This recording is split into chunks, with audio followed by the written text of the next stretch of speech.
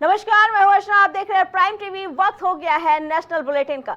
दिल्ली के पूर्व सीएम अरविंद केजरीवाल आज नए घर में शिफ्ट होंगे। बता दें कि केजरीवाल ने 17 सितंबर को दिल्ली के मुख्यमंत्री पद से इस्तीफा दिया था। इसके बाद उन्होंने सरकारी आवास और सभी सरकारी सुविधाएं छोड़ने का भी ऐलान किया। वहीं उनका नया पता नई दिल्ली के फिरोज शाह रोड स्थित सांसद आवास है, जो कि आप राज्यसभा सदस्य अशोक मित्तल को आवंटित है। उन्हें आम आदमी पार्टी ने पंजाब से राज्यसभा भेजा था। वहीं अब अरविंद केजरीवाल इसी बंगले में अपने परिवार के साथ रहेंगे।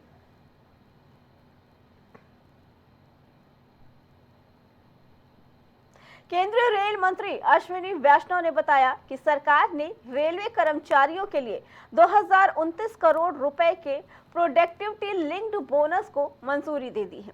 दिवाली के पहले रेलवे के कर्मचारियों को 78 दिनों का बोनस मिलेगा। ये फैसला केंद्रीय कैबिनेट की बैठक में गुरुवार को लिया गया। उन्होंने बताया कि इस ऐलान से रेलवे के 11,72,240 कर्मचारियों को फायदा मिलेगा। वहीं सरकार ने प्रधानमंत्री राष्ट्रीय कृषि विकास योजना और कृषोन्नति योजना को भी मंजूरी दी है। इसके लिए 1,01,321 करोड़ रुपए का प्रावधान किया गया है। आंध्र प्रदेश के श्री वेंकटेश्वर स्वामी मंदिर के प्रसादम में जानवरों की चर्बी मामले पर डिप्टी सीएम पवन कल्याण ने कहा, प्रसाद में मिलावट आइसबर्ग जैसा है। इसके नीचे बहुत कुछ है जिसकी जांच होनी चाहिए। दरअसल डिप्टी सीएम पवन कल्याण ने 11 दिन की प्रायश्चित दीक्षा ली थी। दीक्षा खत्म होने के बाद उन्होंने वेंकटेश्वर स्वामी के दर्शन किए और बाद में एक जनसभा भी संबोधित की, जिसमें पवन ने कहा कि सनातन को मिटाने वाले खुद मिट्टी में मिल जाएंगे।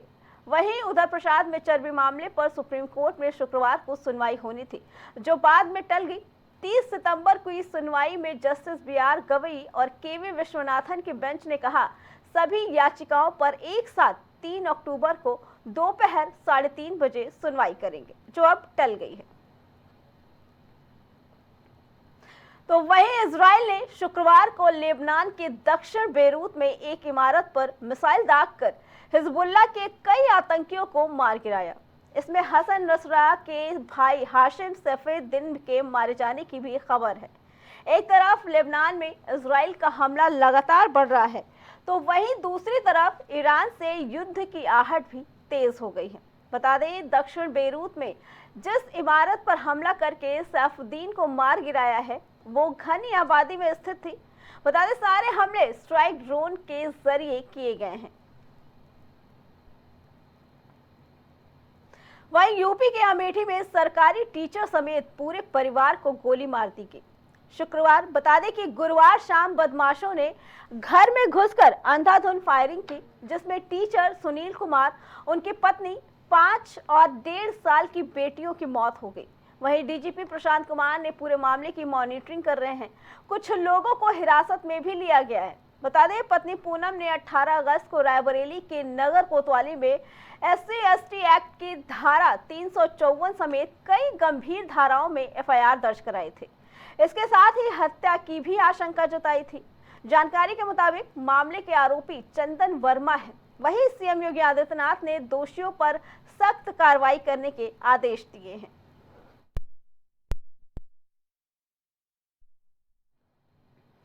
वहीं मिर्जापुर से एक बड़ा हादसा सामने आ रहा है, जहां एक बेकाबू ट्रक ने ट्रैक्टर ट्रॉली में जोरदार टक्कर मार दी। बता दें, हादसे में 10 लोगों की मौके पर ही मौत हो गई। वहीं 3 की हालत गंभीर बताई जा रही है।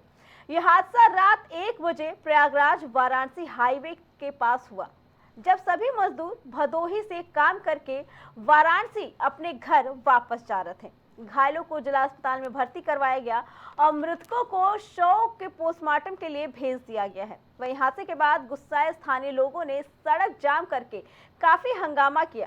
इसकी सूचना पर SP अभिनंदन और CO सदर पहुंच गए।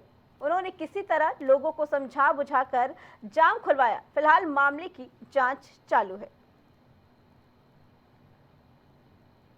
तो वहीं कोलकाता के आरजीकर कॉलेज एंड हॉस्पिटल में भ्रष्टाचार की जांच कर रही केंद्रीय जांच CBI ने 3 अक्टूबर को डॉक्टर आशीष पांडे को अरेस्ट कर लिया। वहीं जांच एजेंसी ने कहा कि आशीष डॉक्टर के अलावा टीएमसी नेता भी हैं। भ्रष्टाचार के मामले में सीबीआई की ये 5वीं गिरफ्तारी है। वहीं विरोध प्रदर्शन कर रहे जूनियर डॉक्टर ने कहा कि हड़ताल का आज 52वां दिन है, हम पर अभी हमले हो रहे हैं। बता दें, सुप्रीम कोर्ट ने 30 सितंबर की सुनवाई में बंगाल सरकार ने कहा कि रेजिडेंट डॉक्टर्स इन पेशेंट डिपार्टमेंट और आउट पेशेंट डिपार्टमेंट में काम नहीं कर रहे हैं। मामले की अगली सुनवाई 14 अक्टूबर को होगी। इस दिन सॉलिसिटर जनरल तुषार मेहता को नेशनल टास्क फोर्स की जांच पर रिपोर्ट पेश करनी है।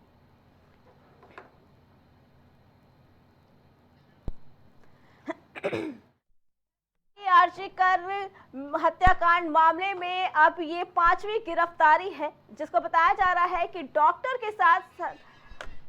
के साथ साथ वो टीएमसी के नेता भी है, जिसको लेकर अब कोर्ट की तरफ से भी ये कार्रवाई करने की मांग की गई है और कोर्ट का कहना है कि जल्द ही इस पे कार्रवाई की जाएगी। नेशनल बुलेटिन में फिलहाल इतना ही। बाकी खबरों के लिए देखते रहें प्राइम टीवी।